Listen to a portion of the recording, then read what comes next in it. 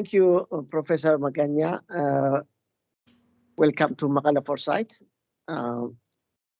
When you first appeared on Mekelle Foresight, it was 1 year ago, and we discussed about the Tigray genocide. And 2 years on, the Tigray genocide is still going on. Yes. And just on Saturday, the Tigrayan Diaspora Council in Europe organized a webinar, and you were part of that. Yes. Discussing Tigray genocide. Yes. Tell us the nuggets of truth on that platform. Well, I think the first thing is that very well-known scientists, academicians who study human events, along with their universities, are scientifically and methodically beginning to study the genocide. They're collecting witnesses, they're collecting names, dates, situations, and outcomes. And they're creating an online database. And this includes Dr. Jan Nyssen from Trent University, from Ghent University in Belgium, and others. And these are highly credible people, and their methods are highly credible, highly accurate methods, as much as they can be without being allowed to visit the scene. And I think this shows you that this issue of a documentation of the atrocities that happened is not going to go away, and that there are methods, especially as people are leaving the country and getting communication, as much as the Ethiopian and Eritrean governments want to obscure and make it difficult to get this information, it's going to come out. And sooner or later, they're promising a return of telephone and internet. So I think more and more information we will get. And I think for the naysayers that say there was no famine, you know, we only have to remember Abiy's famous speech where he went on TV and said that not a single civilian was killed in the invasion of Tigray. This is the same man who said there were no Eritreans in Tigray. You know, so I think I'm very encouraged by that.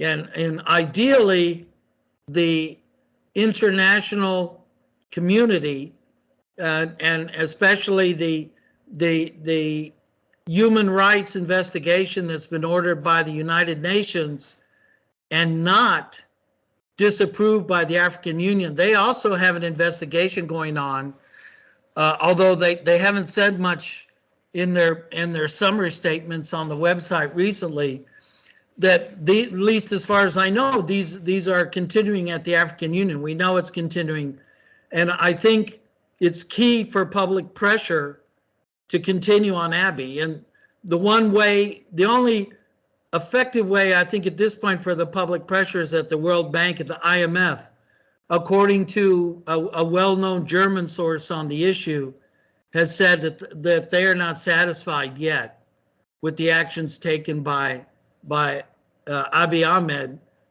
to negotiate. And similarly, both leaders in the Congress and President Biden have said that the AGOA was violated and that there are certain conditions that have to be met before discussing it, including, perhaps most importantly, but not exclusively, the withdrawal of Eritrean troops from Tigray. And I think the other thing that we discussed was that there is an aid. The aid that you see are mostly photo opportunities, and in personal discussions I've had with staff at Idar Hospital, there has been some deliveries, but the amount and the quantity has been very low. it's nowhere near the need. And I think someone estimated that to meet just the current need, you would need almost 1,000 trucks a day, which is impossible. It's physically impossible. So I think today there was an announcement from what they called the Joint Committee or Joint Commission of Relief of Tigray from Ethiopia and its partners, and people of authority were questioning how that was possible. Um, and certainly the WHO, the ICRC, and the WFP, the World Food Program, the International Red Cross, have said that they only have access to certain regions, that they don't have access to all of Tigray. So I think there's been a little bit of progress, but if they continue at this rate, we know that there's this thing we talked about before, I believe, the crude death rate, which is, we know that without healthcare in the 1950s, Ethiopia suffered 32 deaths per thousand per year, which comes out to hundreds of thousands of people if there's no healthcare. We know that before the war, it was measured to be 6. So now it's got to be that high. And that doesn't take into account starvation and ongoing brutality.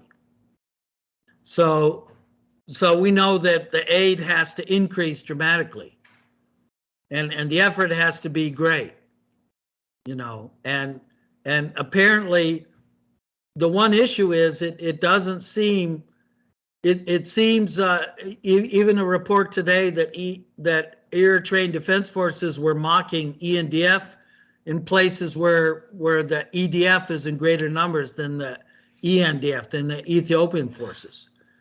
And it doesn't seem at this moment that the Eritrean government has any clear intentioned plans to withdraw from Tigray.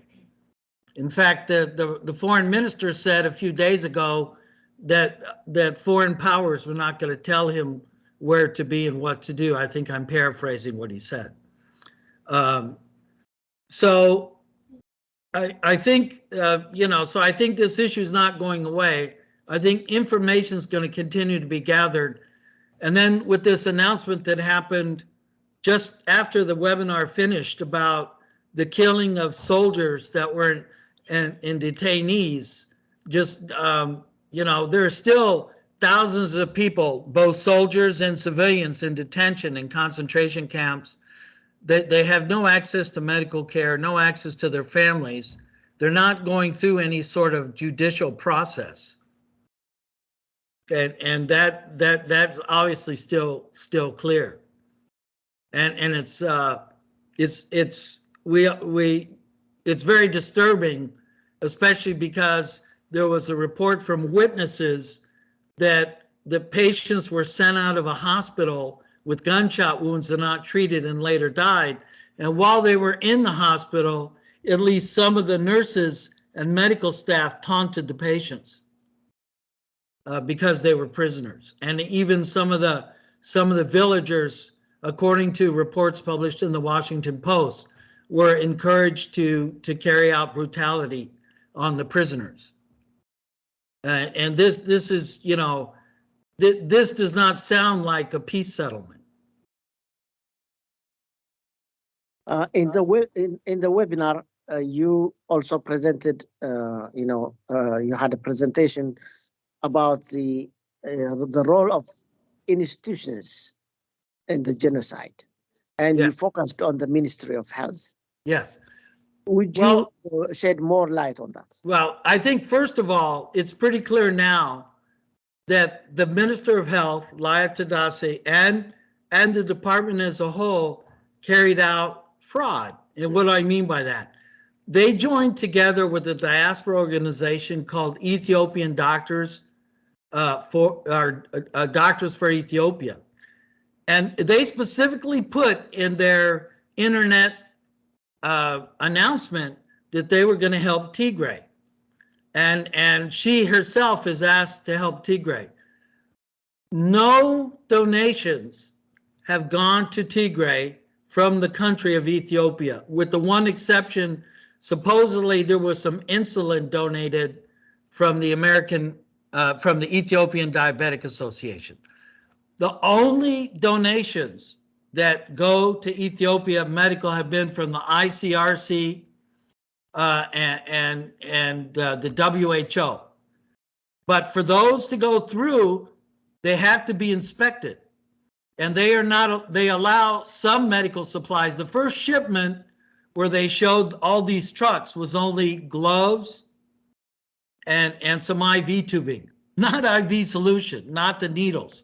And this I confirm with Dr. Kabram, who's the director of at IDAR, that is all that they received. They've not received, they've not, and I think they got a second small shipment today. I don't know exactly what that was, but the quantities are not enough to meet the needs.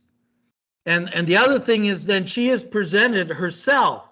She made a news release that Ethiopia requires $1 billion, not $1 billion, to rebuild the healthcare system in Tigray. Well, who destroyed that? It was the Eritreans and the ENDF. I mean, they left their signatures, these ugly things in Amharic printed on the walls of the clinics. You know, things I can't even repeat. And there's been no discussion. There's no budget for either the education system, which the Department of Education, the Ministry of Education actually runs Idar Hospital. It's not run by the Ministry of Health because it's a teaching hospital. But neither the Ministry of Education under Berhanu Nega, who was actually one of the principal architects of the blockade, nor the Minister of Health, who herself has been up there. She was there when I was there during the occupation. You know, she refused to meet with the doctor. She took one photo and disappeared. Didn't say anything. Neither one has come up with any budget, even though they claim now that Tigray is a part of Ethiopia and they have a responsibility. So, you know, I would think that would be, you know, if it's a part of Ethiopia and they want to normalize relations, that they want to do that. And clearly now the federal forces are in Mekelle. I mean, basically, there's no area that's under TPLF or TDF control now. So there's no obstacle to moving. The only ones providing the obstacle are forces like either militia, Amhara militia, Eritrean Defense Force, or Eritrean Defense Force, or Ethiopian Defense Force. Yeah. So one of the objectives or expectations of the webinar was to formulate comprehensive strategies that facilitate worldwide recognition of the Tigray genocide. In your opinion, do you think that Tigray genocide is recognized by, you know, the powers that be and the international community for what it is? You know, we've seen several, you know, reports, international human rights organizations, journalists, you know, exposing what happened, the horrible things that happened in Tigray. Well, I think to answer that question, honestly, you have to take several factors into play. One is, for the European Union and the United States especially, how important is this issue to their constituency? You know, because now they're worried about inflation, the price of fuel. How important is Africa? There still exists a perception that Africa is a place where there's always going to be fighting. There isn't much we can do. Secondly, there